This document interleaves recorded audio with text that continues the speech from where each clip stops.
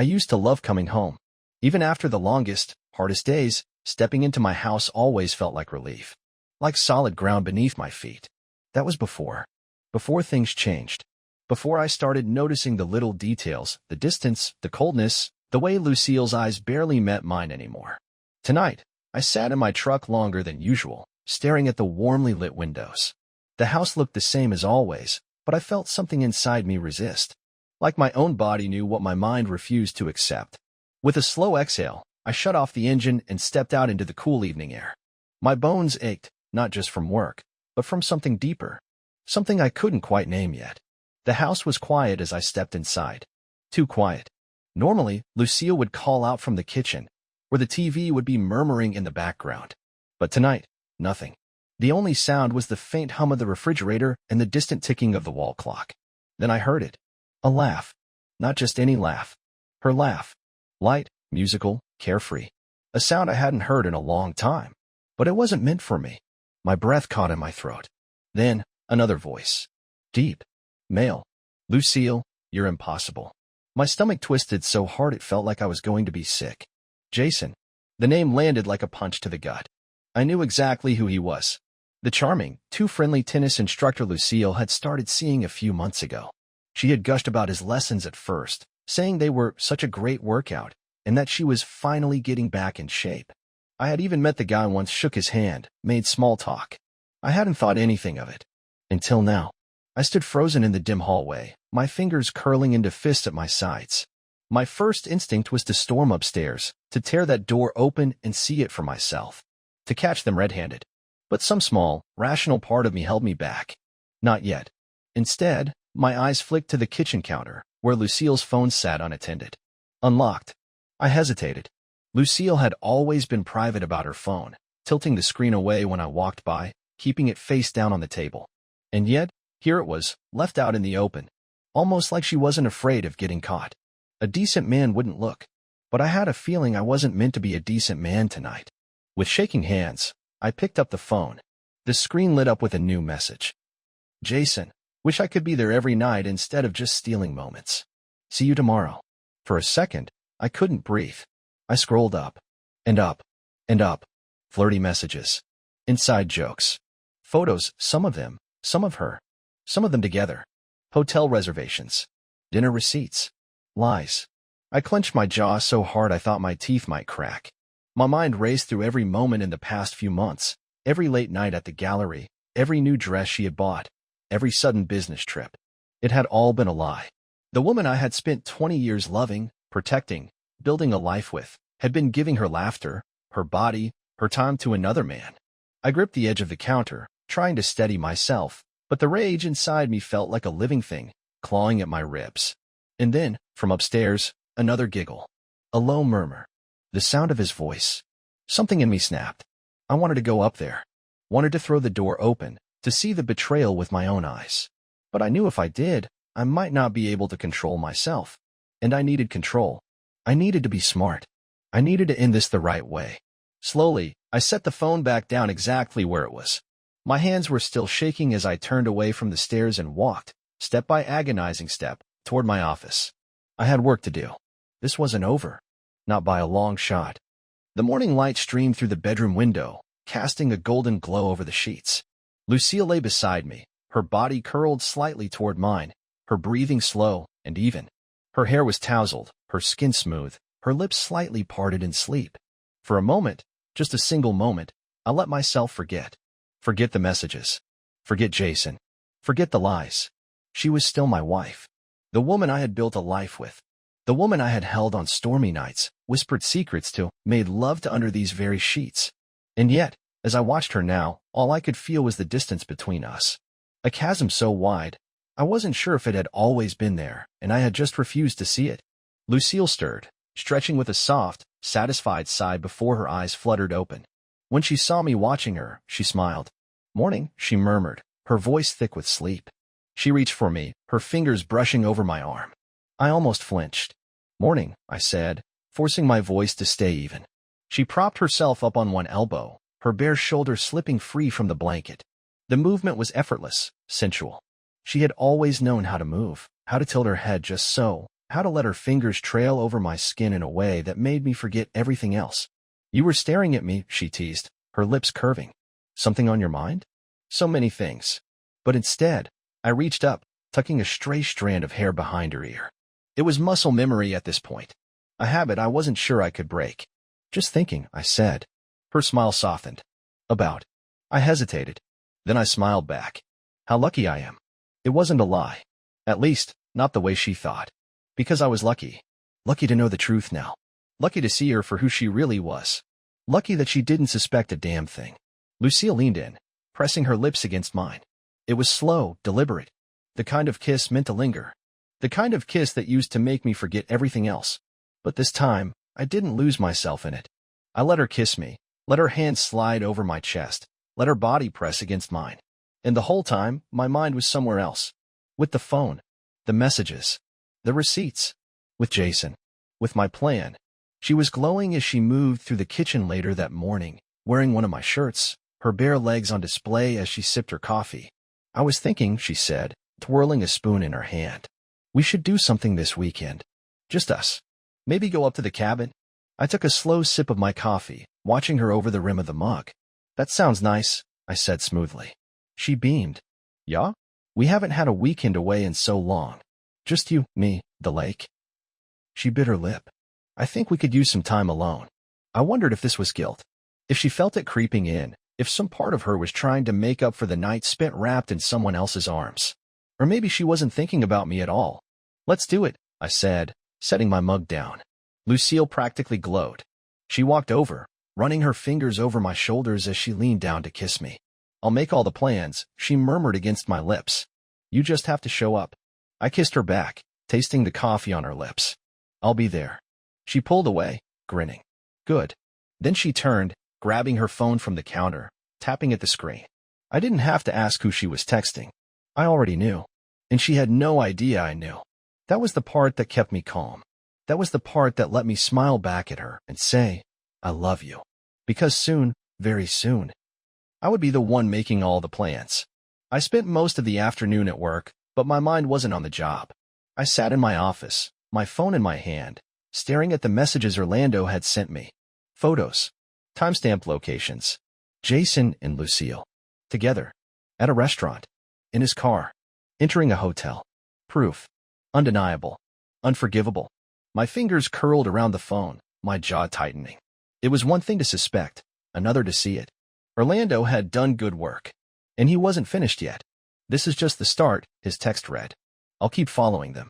But Dawn, you sure you want to see all this? A part of me didn't. A part of me wanted to pretend I had never seen it, to bury my head in the sand and let ignorance wash over me like a blessing. But that part of me had already died. So I typed back. Get everything. No matter how bad it is. Because I needed to know. Because when I made my move, I wanted to make sure Lucille never saw it coming. That night, she curled up against me in bed, her body warm, her breathing slow and steady. I lay awake, staring at the ceiling, feeling the weight of everything I now knew pressing down on me. I could feel her hand resting lightly on my chest, her fingers curled slightly. She looked so peaceful, so content, as if nothing had changed. But everything had. And soon, so would her world. The road stretched ahead, winding through dense pines, sunlight filtering through the trees in golden patches. The late afternoon glow turned the sky a soft, watercolor blue, the kind of evening that used to make me feel at peace. Lucille sat beside me, her bare feet propped up on the dashboard, absent-mindedly twirling a strand of her golden hair between her fingers. She had always loved car rides, always hummed along to the radio, always reached for my hand when we hit an open stretch of road. She wasn't humming today. Instead, she was scrolling through her phone, her lips parting slightly, the corners of her mouth curving into something just shy of a smile. She was reading something that made her feel good, something that pulled her in. And I had a pretty damn good guess what, or who, it was. You should keep your eyes on the road, mister, she teased, catching me watching her. I smirked, forcing it to feel natural. Can't help it when I've got this view. She rolled her eyes, but the blush that touched her cheeks was real. She liked being looked at, admired, wanted. For 20 years, I had been that man. And now, I wasn't sure who I was to her anymore. God, I love this drive, she sighed, setting her phone aside. It feels like we're escaping the world for a little while. Escaping. Yeah, Maybe she thought she was. Yeah, I said, gripping the steering wheel a little tighter. Just us. She smiled and reached over, resting her hand on my knee. A soft squeeze. Thanks for agreeing to this. I know things have been different lately. I forced a chuckle. Different? She let out a slow breath, her thumb moving in a small, thoughtful circle against my jeans. I just mean, life gets in the way, you know? Work, stress, routine. I feel like we needed this time to just be together again. I turned my head slightly, watching the way she looked at me.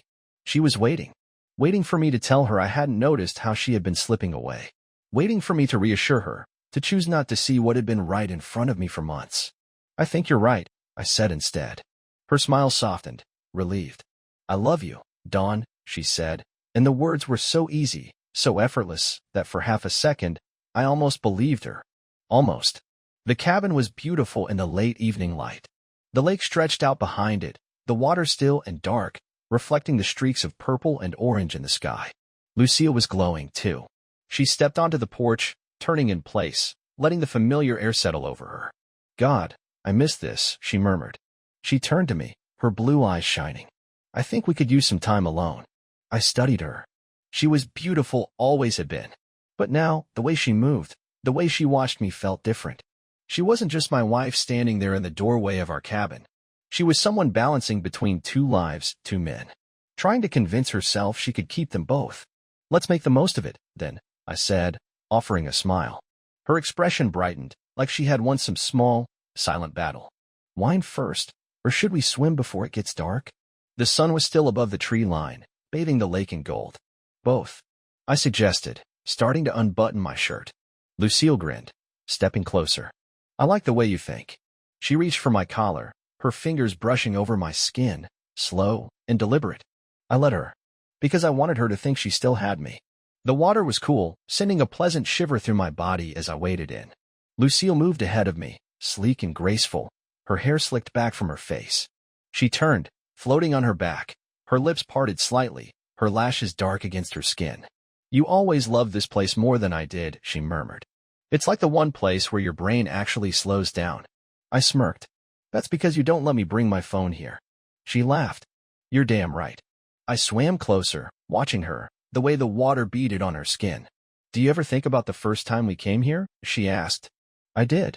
Before things got complicated. Before she started pulling away. Before Jason. Yeah, I said, my voice even.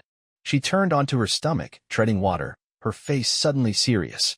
I like that version of us. What do you mean? She sighed, biting her lip. Just before the stress, the distance. Before we let life get in the way. I didn't answer right away. She still thought this was about time. She still thought this was about something we had let slip away. I swam closer, sliding my hand over her waist, pulling her in. We're still us, I murmured. Lucille let out a shaky breath. And then she kissed me. Soft, slow, searching. Like she was trying to find something in me. I kissed her back, deepening it, letting my fingers tangle in her hair. Because I wanted her to believe this. I wanted her to think, just for a little while longer, that I was still hers. Because when I finally took that away, when she realized she had lost me for good, I wanted her to feel every second of it. That night, she curled into me in bed, her body warm and familiar. I could feel her breathing against my chest, slow and steady. I lay awake, staring at the ceiling, feeling the weight of it all settle over me. Lucille had no idea. She thought she had gotten away with it. She thought she could have both of us. But the proof was sitting in my pocket. Orlando had sent the final pieces earlier that evening. Photos, videos, dates, timestamps, every little betrayal cataloged neatly in a folder. I could destroy her with a single email. I could take everything. And soon, very soon, I would. The morning light streamed through the sheer curtains, painting the bedroom in soft gold. The lake outside was calm, reflecting the early sky in quiet ripples. The world was peaceful. Inside me, it was anything but. Lucille was still asleep beside me, her body curled toward mine, her breathing slow and even. A tangle of golden hair spilled across the pillow. Her arm was draped over my chest, her bare leg hooked lazily over mine. Once, waking up like this would have filled me with something warm, something steady. Now it just felt like a lie. I lay there, unmoving, staring at the ceiling, listening to the distant call of birds in the trees. How long had she been doing this? Lying beside me, wrapped in my arms, while thinking about him. Did she kiss him like she kissed me last night? Did she run her fingers through his hair, whisper his name the way she used to whisper mine? I swallowed hard, pushing the thoughts away before they could take root. There was no point in torturing myself with questions I already had answers to. I had proof. I had everything. And she had no idea.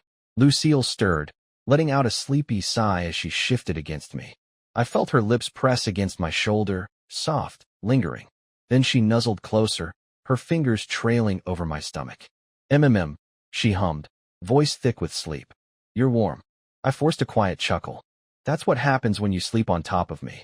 She laughed softly, then tilted her head up, pressing another slow kiss against my jaw. "I love mornings like this," she murmured, her lips brushing against my skin. No alarms. No rushing. No guilt, apparently. I turned my head, meeting her gaze. She looked happy, completely content, like a woman who had nothing to hide. It almost made me second-guess everything. Almost. I reached up, tucking a stray strand of hair behind her ear. "Me too," I said. She smiled, stretching like a cat before rolling out of bed. "I'll make breakfast," she said, grabbing one of my shirts from the floor and slipping it over her shoulders. "You stay right there." She kissed me one last time before heading downstairs. The moment the door shut behind her, I exhaled, the tension in my chest releasing like a dam breaking. The air smelled like her perfume, like the lake breeze drifting in through the window, like something that should feel safe. But I felt like I was drowning. I sat up slowly, running a hand down my face before reaching for my phone. There was a message waiting for me. "Orlando, call me when you can. I've got something new." My stomach twisted. What else was there? I swung my legs over the side of the bed, staring at the floorboards beneath my feet. Then I stood, slipped on a pair of sweatpants, and stepped onto the balcony, making sure Lucille was still in the kitchen before dialing Orlando's number. He picked up on the first ring. "Morning," he said. His voice was calm, measured. "What is it?" I asked, keeping my voice low. A pause. Then, "Jason's in deeper than I thought." My fingers curled around the railing. "What do you mean?" "He's got gambling debts," Orlando said. "Big ones. Owes money to people who don't like waiting. And from what I found, he's been using Lucille as his personal ATM." The words landed like a punch to the gut. "You sure?" "Don," Orlando sighed. "I have statements. Transactions. Money coming from your accounts, transferred straight to his. Thousands, over the last few months. Looks like he's been bleeding her dry." I stared out at the lake, my mind whirling. Lucille hadn't just been unfaithful. She'd been funding him. With our money. I let out a slow breath, rolling my shoulders, forcing my body to stay loose. "You want me to keep digging?" Orlando asked. "No," I said quietly. "This is enough. More than enough." I found her in the kitchen, humming to herself as she flipped pancakes. The scent of coffee filled the air, mingling with the warmth of fresh syrup and cinnamon. She looked up as I stepped inside, her smile bright. "I was just about to bring you some," she said, gesturing to the plate of pancakes. "I even made the fancy kind. Remember when we used to do breakfast in bed?" I nodded, leaning against the counter, watching her. "I remember," I said. Her smile softened. "See? This is what I mean. We just needed to slow down, spend time together again." She reached for the coffee pot, pouring me a cup like it was any other morning, like she wasn't lying through her teeth. "Lucille," I said, and she looked up at me, her brows lifting. "Yeah." I hesitated for just a second. I could do it right now. I could pull out my phone, lay everything in front of her, the messages, the hotel receipts, the money transfers. I could tell her I knew about Jason's debts, that I knew she had been paying for him. I could tear her world apart before she even had time to blink. But instead, I just smiled. "Nothing," I said, taking the coffee from her hands. "Thanks for breakfast." Because not yet. She had no idea what was coming, and I wanted her to feel it. Every second of it. We spent the afternoon on the lake, drifting in the canoe, the sun warming our skin. Lucille sat across from me, trailing her fingers through the water, her face turned toward the sky. "I wish we could stay here forever," she sighed. "Yeah." She smiled, her gaze flicking back to me. "Wouldn't it be nice? No emails, no deadlines. Just the two of us, like it used to be." Like it used to be. I swallowed, gripping the paddle tighter. "Yeah," I said. "That would be nice." She smiled, reaching across the space between us to squeeze my hand. "See," she said softly. This is what matters. You and me. We can always find our way back to each other. For a moment, I just looked at her. My wife. The woman I had given my life to. She really believed that, didn't she? That she could choose when to be my wife again. That she could pick up our love when it was convenient, when it felt good for her. Like she hadn't already burned it to the ground. I squeezed her hand back. And I smiled. Because soon, very soon, she would understand exactly what she had done. The cabin was behind us. The weekend that was supposed to fix everything was over. And now, as I drove us back home, I could feel the weight of what was coming pressing down on me, thick and suffocating. Lucille had fallen asleep beside me, her head resting lightly against the window, her breath even. Her hair framed her face, golden strands catching the late afternoon light. She looked peaceful, but I knew better. I kept one hand steady on the wheel, my other resting against my thigh, my fingers twitching slightly. Tonight, she would know. There was no turning back now. The house felt the same when we stepped inside, the familiar scent of home, the way the floor creaked in all the usual places. Lucille stretched her arms above her head, letting out a contented sigh. God, that was perfect. I don't remember the last time I felt this relaxed. She turned to me with that warm, easy smile, stepping closer, resting her hands lightly on my chest. Thank you for that, Dawn. For us. She was searching my face, waiting for me to reassure her. To say something that would confirm what she desperately wanted to believe, that everything was fine. Of course, I murmured, running a hand through her hair, watching the way her eyes fluttered shut for a second, as if she was savoring the moment. She thought she had me again. She thought this meant we were okay. I was thinking, she continued, pulling back slightly, her fingers still resting against my shirt. Maybe we should take a real trip. Just the two of us. Somewhere far away. I don't even care where, just as long as it's you and me. I stared at her. She meant it. I could hear it in her voice, see it in the way she was looking at me, like she wanted this to work. Maybe part of her was telling herself that what she had with Jason was never real. That this was what mattered. That I was the life she wanted. Too late. That sounds nice, I said. Her relief was immediate, blooming across her face like sunlight breaking through clouds. Yeah, she whispered. I nodded, brushing my thumb across her cheek. Yeah, I said. But first, let's have a quiet night at home. Just us. She smiled, pressing up on her toes to kiss me. I let her. Because tonight was the last night she would ever touch me like this. I sat in the living room, fingers curled around a glass of whiskey, staring at the fire crackling in the hearth. The warmth should have been comforting, but it wasn't. Lucille was upstairs, unpacking, humming softly to herself. She had no idea. I turned my head slightly when I heard the first knock. Right on time. I set the glass down and stood, rolling my shoulders before walking to the door. When I opened it, Kenneth was the first to step inside. His face was unreadable, his hands tucked in his coat pockets. Orlando followed, a manila folder in his hand. He barely glanced at me before nodding once. And then, behind them, Jason. He hesitated in the doorway, shifting his weight. He looked different than I had imagined. Not cocky. Not smug. He looked like a man who had walked straight into a disaster he didn't know how to escape. She doesn't know we're here, does she? He asked quietly. I shook my head. No, I said. Jason swallowed. Look, Dawn. Save it. My voice was sharp, controlled. I don't want your excuses. His jaw tightened, but he nodded. Orlando handed me the folder, his expression neutral. Everything you need. I took it, running my fingers along the edge of the thick stack of documents. Months of lies. Months of betrayal. Right here in my hands. I exhaled slowly and turned toward the stairs, just as Lucille's soft footsteps padded down. She appeared at the top, her face lighting up at the sight of me, until she noticed the others. Her brows furrowed, her lips parting slightly. Dawn. Her voice was uncertain. She looked from me to Kenneth. Then Orlando. Then Jason. Confusion twisted into something else. Fear. I met her gaze. And then I smiled. Sit down, Lucille, I said, my voice calm. We need to talk. She sat across from me at the dining table, her hands resting on her lap, fingers gripping the fabric of her dress like she was trying to anchor herself. Jason stood off to the side, arms crossed, his jaw clenched tight. He wasn't looking at her. Good. Kenneth was the first to speak, his tone even. Lucille, we're here to discuss your actions over the past several months. Donald has gathered substantial evidence. Lucille's throat bobbed as she swallowed. I don't understand. Her voice was shaky. I exhaled through my nose, opening the folder and laying the papers out on the table one by one.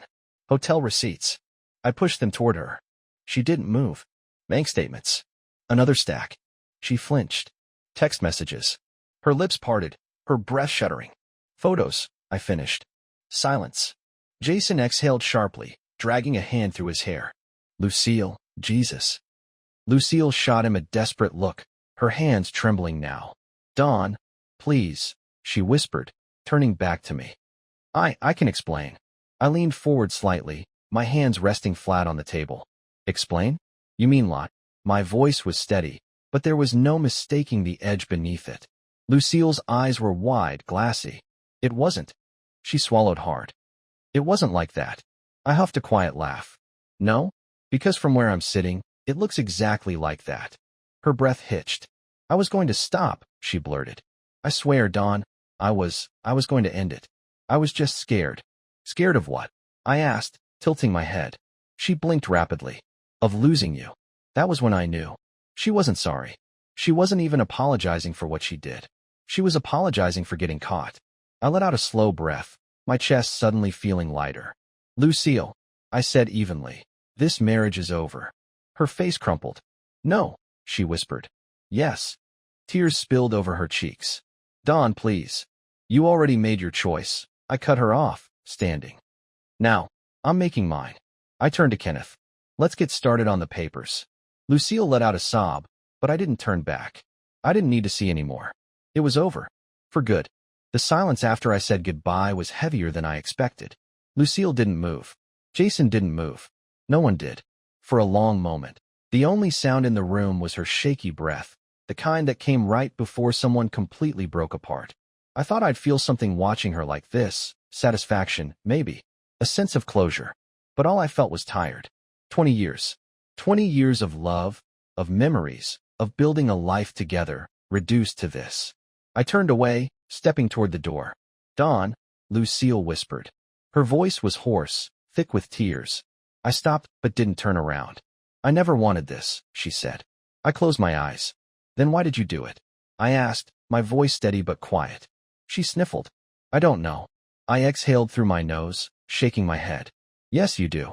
Because nobody falls into an affair. Nobody just wakes up one day and destroys a marriage by accident. She chose this. And now, she had to live with it. I opened the door and walked out. I didn't look back. The drive home was long, and the roads were dark, but my mind was even darker. I should have felt relief. The weight I had been carrying for months should have been lifted. But instead, all I felt was emptiness. I pulled into my driveway and just sat there, gripping the steering wheel, my jaw tight. For the first time in my life, I was completely alone. No wife waiting inside. No warm lights spilling from the kitchen, the smell of dinner in the air. Just silence. Cold, empty silence. I leaned back against the headrest, letting out a slow breath. This was what moving on felt like. It wasn't the rush of victory. It wasn't satisfaction. It was just letting go. And that was the hardest part. The first week after the divorce papers were filed, Lucille tried calling. I didn't answer. Then came the texts. Some were short. Please talk to me. Some were long, rambling apologies, filled with I never meant to hurt you, and I made a mistake. I ignored them all, because this wasn't about forgiveness. This was about respect. And Lucille had lost mine the moment she invited another man into our marriage. Amber showed up at my apartment 2 weeks later. She looked furious, arms crossed, jaw set, eyes blazing the way Lucille's used to when she was fighting for something she wanted. You're really doing this? She snapped the second I opened the door. I sighed, stepping aside. Come in. She hesitated but walked past me, standing stiffly in my living room. Dad, Mom is a wreck. She's barely eating. She's not sleeping. She's dealing with the consequences of her actions. I cut in, my voice even. Amber's nostrils flared. She made a mistake. I let out a quiet, humorless laugh, rubbing a hand over my face. A mistake? Yes, Amber insisted, her voice rising. People mess up, Dad. They do things they regret. You don't just throw them away. I met her gaze. Amber, your mother didn't just mess up. She lied. She cheated. She stole from me. This wasn't a one-time thing. It was months of deception. Her eyes glistened, but she held her ground. She still loves you. I swallowed. No, She loves the idea of me, the comfort, the life we built. But she didn't love me enough to stay faithful. Amber shook her head. So that's it. You're just walking away. She walked away first, I said quietly. Silence. She looked down, blinking quickly, like she was trying to process everything. I thought you were better than this, she murmured. The words stung, but I didn't let them show. And I thought your mother was better than this, too, I said. Amber flinched. For a second, I almost reached for her, almost pulled her into a hug, told her that no matter what happened, I would always be her father. But she was already turning away. She walked to the door, gripping the handle. I hope you can live with yourself, she whispered. And then she left. The door clicked shut behind her, and I let out a breath I didn't realize I had been holding. I stood there for a long time, staring at the empty space she had left behind. I had lost Lucille, and now I had lost Amber, too. The divorce was finalized a month later. Lucille signed without a fight. She didn't try to take the house, didn't push for more money. It was like she knew she had already taken enough from me. When I walked out of the courthouse that day, I expected to feel something. Closure. Relief. But I just felt tired. So damn tired. The first time I woke up in my new apartment, I felt disoriented. The bed was too big. The walls were too bare. For 20 years, I had woken up beside someone. And now, it was just me. I got up, made coffee, stared out at the city skyline. The silence was loud, but it wasn't unbearable. For the first time in months, I wasn't waiting for the next lie. I wasn't checking Lucille's phone when she wasn't looking.